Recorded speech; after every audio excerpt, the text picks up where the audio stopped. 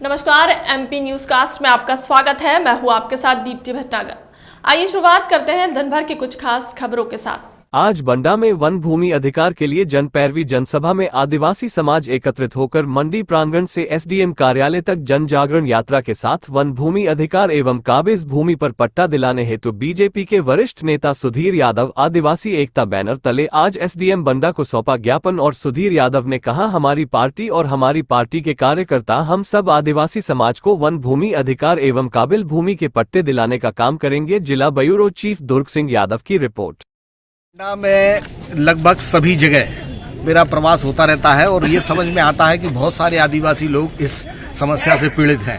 बहुत बड़ी संख्या में लोगों के पट्टे बने हैं लेकिन काबिज नहीं है, या पट्टे बने ही नहीं है, काबिज हैं, या वन विभाग में भूमि निकल गई है। इसके तहत एकता परिषद ने और हमारे कुछ पार्टी के आदिवासी कार्यकर्ताओं ने मिलकर आज ये कार्यक्रम किया था और उसके लिए एसडीएम साहब को ज्ञापन दिया है। सरकार इस मंशा पे है कि निश्चित रूप से आदिवासी समाज को पट्टे मिले। कोई स्थिति ऐसी नहीं है कि आदिवासी समाज को पट्टे ना देने की मंशा हो। जो जहां काबिज है उसको पट्टे दिए जाएंगे। इसकी पूरी मंशा इस सरकार की है। हम लोग इसमें, हमारी पार्टी और हम सारे लोग मिलकर आदिवासी समाज के साथ इसमें प्रयासरत हैं। धन्यवाद। ठीक। 3000-4000 किलोमीटर दूर से यहाँ आके मेहनत करके आपको इकट्ठा होने का काम कर रहे हैं और आपकी लड़ाई को ताकतवर ढंग से प्रशासन के सामने ले जाके रखते हैं। चाहे पैदल चलने की बात हो, चाहे कहीं हो। दीपक अग्रवाल जी हैं और हमारे मित्र महिप आदिवासी भी जी हैं, मनोज कुमार जी भी हैं, शांति बहन वो नीचे बैठी है लेकिन आपके समाज में काम करती हैं, हमेशा आपके बीच आती जाती हैं। हल्लोबाई गौड़ जी बैठी हैं, जय कुमार जी बहुत मेहनत करते हैं। हाँ जय कुमार जी कहाँ गए? हाँ वो पीछे हैं लेकिन लगातार काम करते हैं। मैं देखता हूँ, चाहे दिल्ली जाने की बात हो, चाहे भोपाल जाने की बात हो, चाहे व्यवस्था में कहीं काम करने की बात हो, वो लोगों के बीच जाते हैं, आपका आवेदन लेते हैं और सरकार तक पहुँचाने की व्यवस्था करते हैं। मंगल सौर जी हैं, रविशंकर जी हैं और अजय सौर जी हैं। दोस्तों, आपकी लड़ाई आसान लड़ाई नहीं है। गरीब की लड़ाई कठिन लड़ाई होती है। समाज के सब तबके गरीब को माटी कूड़ा समझते हैं कि ऐसा मसल देंगे। अभी माता राम कह रही थी कि ज्यादा जोर से आवाज करो तो रहने न देंगे, गर्दन काट देंगे।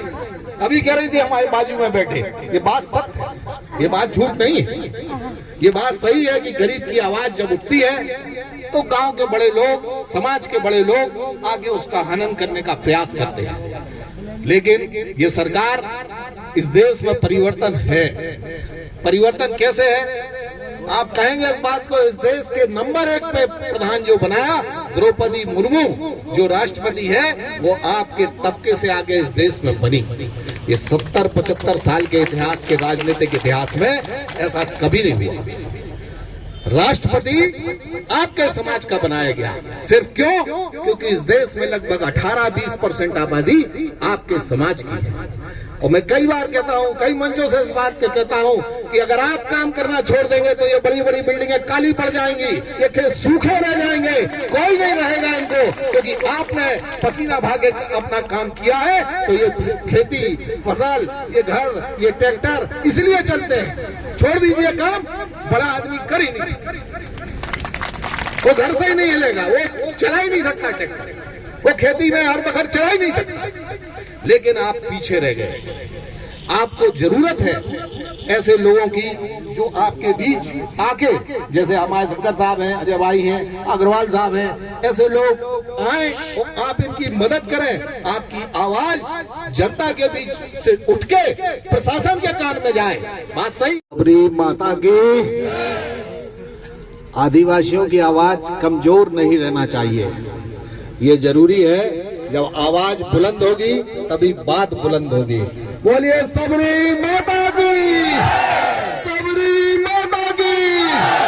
ये बात इस देश में सबसे बड़ी समस्या ये है कि पिछड़े वर्गों की आवाज है, हरिजनों की आवाज है, समाज के बड़े तबके की आवाज है, लेकिन आदिवासियों की आवाज इस देश में अभी बुलंद नहीं हो पाई। आप इस बात को मानेंगे, माताएं बहनें भी यहाँ बैठी हैं, मंच पे भी बैठी हैं, और सारे लोग बैठे हैं, लेकिन ये बात बिल्कुल सही है कि अगर इस देश में आदिवासियों की आवाज पैदा हो जाएगी, उस दिन ये देश निश्चित रूप से तरक्की कर जाएगा। वैसे सोनू रावत जी, ये पांचवा है भाई पांचवा है, छठवां है, पांचवा है। चीज को उठा के यहाँ से रखता है और पैसा कमा लेता है, कोई किसी चीज को बेच के पैसा कमा लेता है, लेकिन आप समाज में वो तबके हैं जो पसीना बहा के पैसा कमाते हैं, अपना पेट भरते हैं, अपने बच्चों को पालते हैं। समाज के बड़े तबके के पास बहुत जायदाद है, लेकिन ऐसा नहीं है कि आपके राजे रजवाड़े नहीं रहे, आपकी व्यवस्था नहीं रही, आपके भी लंबरदार मालगुजार थे, आपके भी राजे रजवाड़े थे, लेकिन आज इस देश में आदिवासी भूखों मरने की स्थिति में है। ये मैं इस मंच से बात कह सकता हूँ। बहुत छोटी बात है, आपके राजे रजवाड़े कमजोर हुए, आपकी उनके नाम पट्टा है, लेकिन उनका कब्जा वहां बड़े लोग नहीं होने देंगे।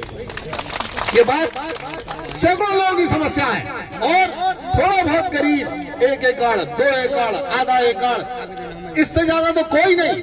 अगर कहीं सरकारी जमीन दबाता है तो वन विभाग के लोग आके उसको परेशान करने की कोशिश करते हैं, या प्रशासन के लोग, रेवेन्यू के लोग उसको परेशान करते हैं।